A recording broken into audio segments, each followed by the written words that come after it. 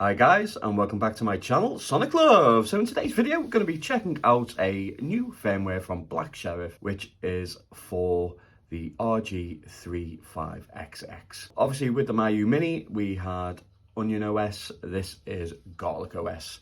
It's very easy and simple to set up. I will do another video of showing you how to install it onto your device. But for this purposes of this video is just to check it out and compare it towards the stock firmware. Without further ado, let's jump right into the video. So this is free, and I will leave a link to the firmware in the description.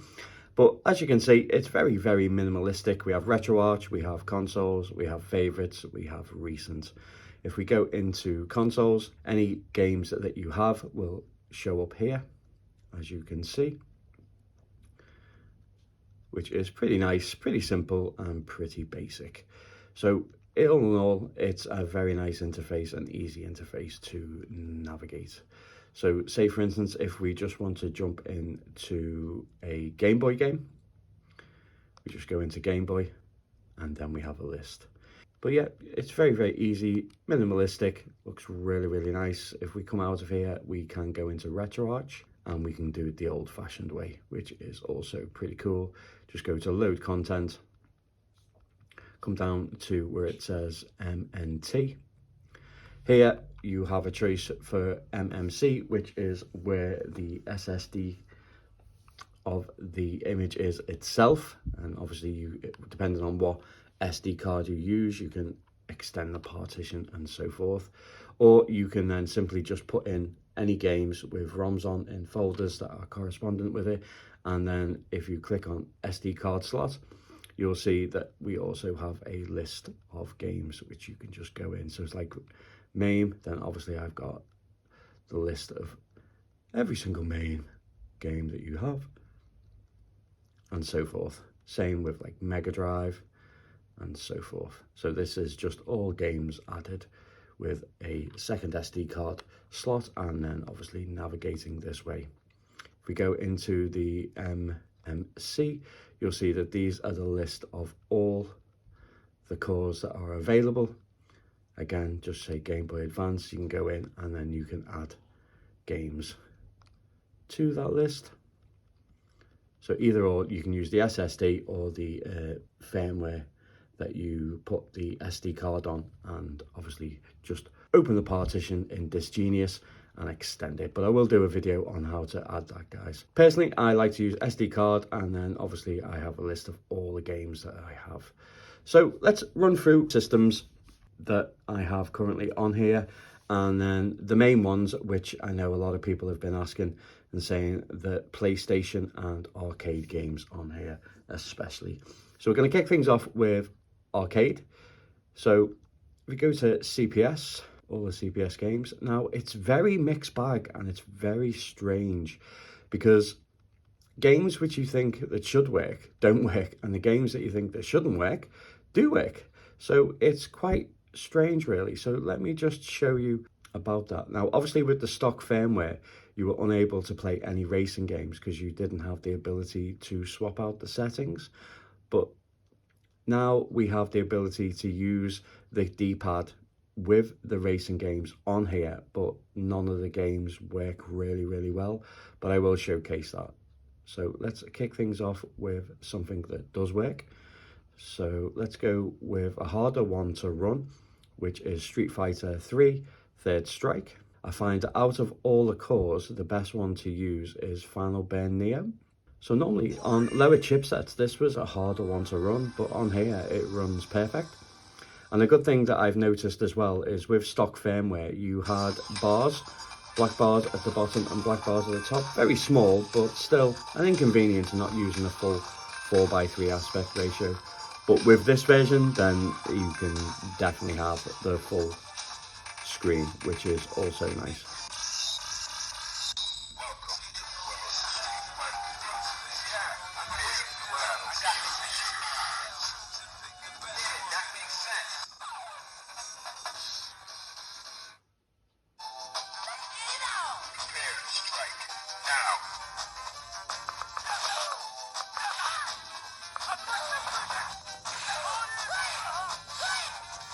So as you can see, it plays without any hiccups and looks really, really nice.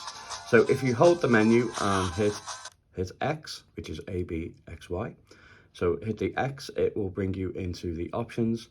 So if you press B to back and then go to settings, then go to video, go to scaling, resume, as you'll see, it will make it full screen. I thought I'd already saved it, but obviously it was just not there. But I say, it still looks great and plays really, really well. So that's a harder one to run. So let's just check out. So let's do something like, say, Chase HQ. Even Red Earth works, which is a very hard one to run, as in arcade games. And that works as well. So it's quite strange. I don't know what's going on. I do believe that it's something to do with the closed circuit. So I'm not too sure what's going on. But let's check out a racing game like Chase HQ. So this should run with ease, especially with the likes of Red Earth and also Third Strike. But you can see that it's very laggy, the sound is choppy. And as I say, you can't play these on stock because they don't have the controls mapped and you can't change the controls.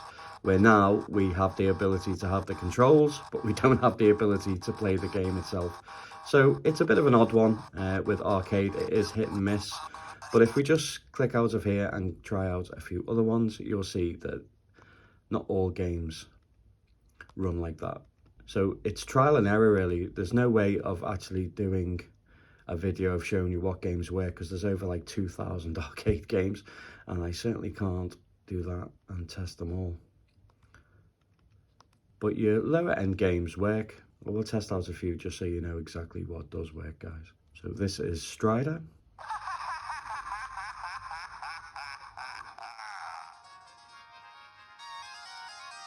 So as you see, it runs and the sound works as well. So it really is a strange one.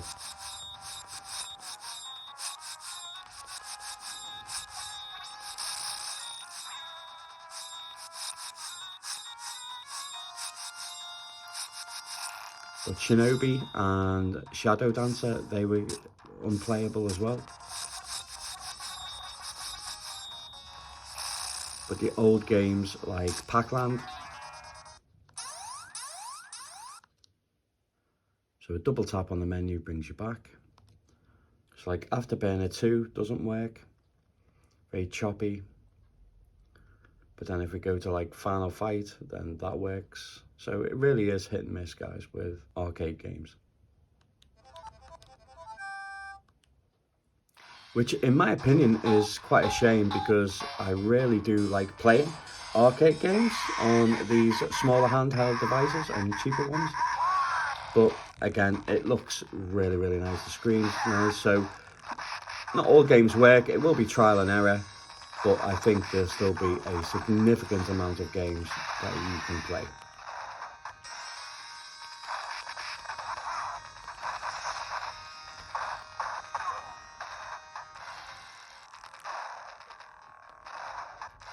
But it looks a lot better on here, I think, just due to the fact that you have the full real estate of the screen being utilised. And also, if there's any button reconfiguration that you want to do, you are able to do it on the Garlic OS. Okay, let's move on to some other systems. So one thing that was annoying with stock firmware as well, which was not having the ability to swap out and change the Game Boy Color configuration. So it was black and white, and I don't know about you guys, but it's okay to play, but it doesn't really make it authentic enough for me. I do like the fact that we have the Game Boy green screen, which is, you know, a bit of nostalgia, especially when you're playing these games. Again, also having the ability to change the orientation of the screen as well, to turn it down a bit. to the original aspect ratio, which is always a nice touch as well. So all you do again is hold the menu, press X, and again we just simply press B to go back, settings, video, scaling, and then we can put keep aspect ratio. So when we go back,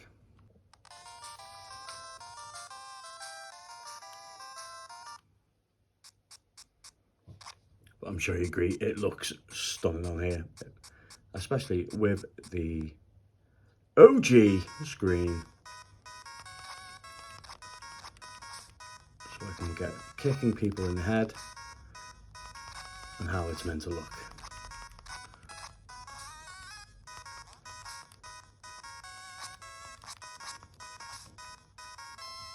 Okay, let's move on to another system. Let's go check out some systems that are not on the stock firmware. So let's go with some Atari Lynx.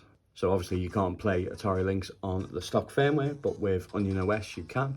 There is lots of different systems, Amiga, Atari, ZX Spectrum, and they've got a really good list of cores that are on there as well, which is pretty cool. It's nice to have that extra options. Let's see where I go.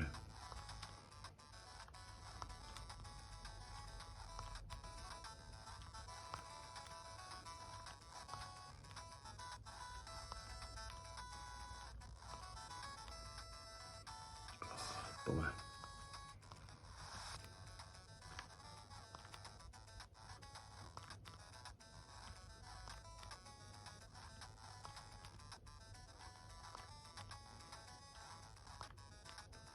Let's see if we can get a few 999 scores here.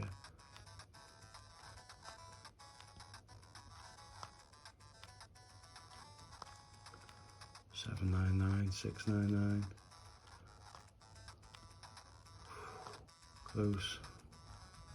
No, it's not going to be very good this run. Let's go with some eSWAT on Mega Drive. Now, as you know, there is borders on top and bottom on stock firmware.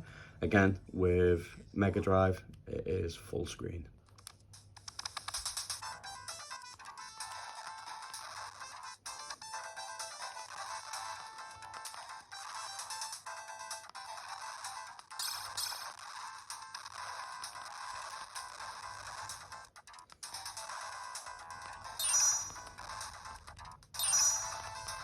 So also when you go into consoles, it's just an easier way to navigate through. Saves you going around with RetroArch, but I'm just so used to RetroArch, that's what I do. You can put them into categories on there as well. But you know, we've got the likes of Pico 8, and that's running really well. Let me just show you that.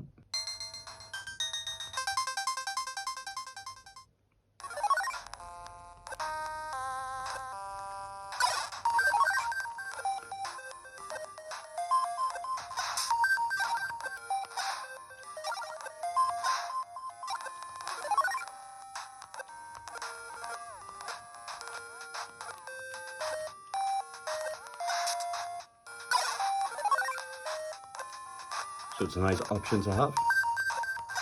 So I think the big one that everyone wants to know is PlayStation. So let's check out some PlayStation performance. Now, I did do a unboxing and first impression, which I showed off a few games on PS1. Now, obviously, Bloody Roar 2 was working fine on stock, but then if you try and play Bloody Roar 2 here, it's the same effect as what it does with the arcade games, where it just seems to stutter, which is unfortunate really. Like, it looks really sharp and looks fantastic, but when we jump into the gameplay, you'll see that it starts to degrade dramatically.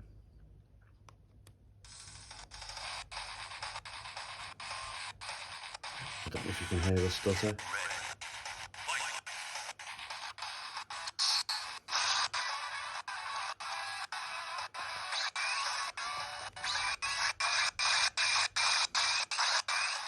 And it just makes it an unplayable experience, which is a shame. So other systems look great, like Master System, Game Gear,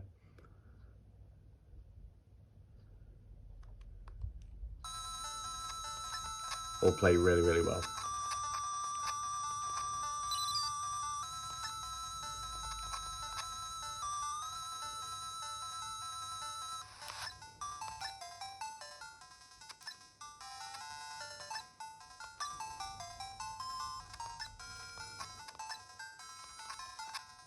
To go with some Sega Arcade Collection, or Sega Arcade Gallery, should I say, for Game Boy Advance. Obviously, if you don't mind the full screen, then it's great, but you do have the ability, not like stock, to change the orientation. So we can go to settings, video, scaling, keep aspect ratio, come out, quick menu, resume, and you'll see that you'll have the proper aspect ratio, which is pretty cool.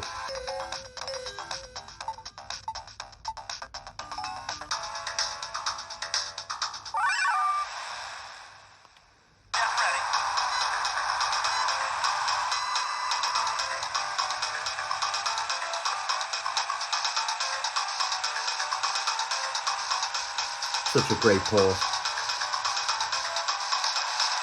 for absolute classic games. Show me what am I driving?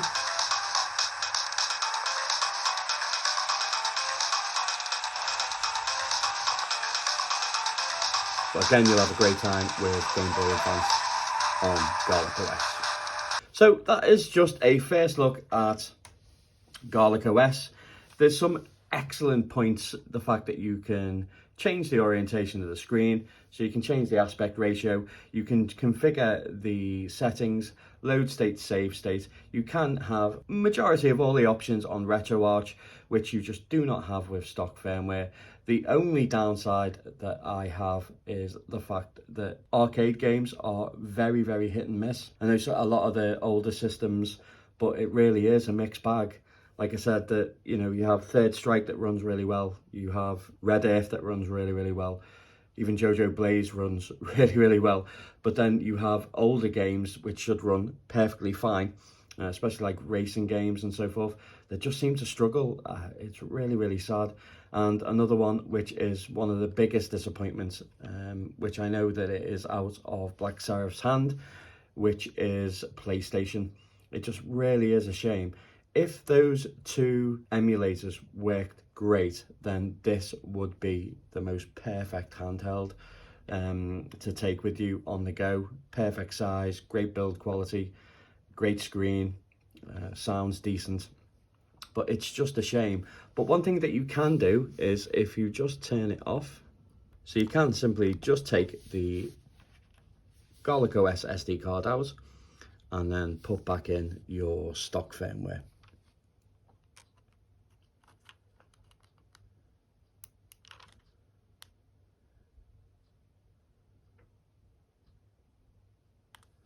And it will load back up. So it's really, really cool, the fact that you can interchange. So the best out of here you can use, and the best out of stock you can use. So you can carry on and continue playing your favorite PS1 games without any hiccups. If you want to see what the PS1 performance is like, and if you want me to do a longer test video to see what games that you want to see PS1 running on stock, or if you want to see if there is any games on Garlic OS you want to see running and arcade vice versa, I will do a video for you guys if you want. But personally, I think there is great points on Garlic OS and there's also great points for stock firmware. So having both, I think, is just ideal. It makes the system just right. Love to know your thoughts, guys. A like would be fantastic. The more people that like the video, the further it reaches a wider audience. Subscribe if you want to see more retro held goodness. And as always, guys, take care.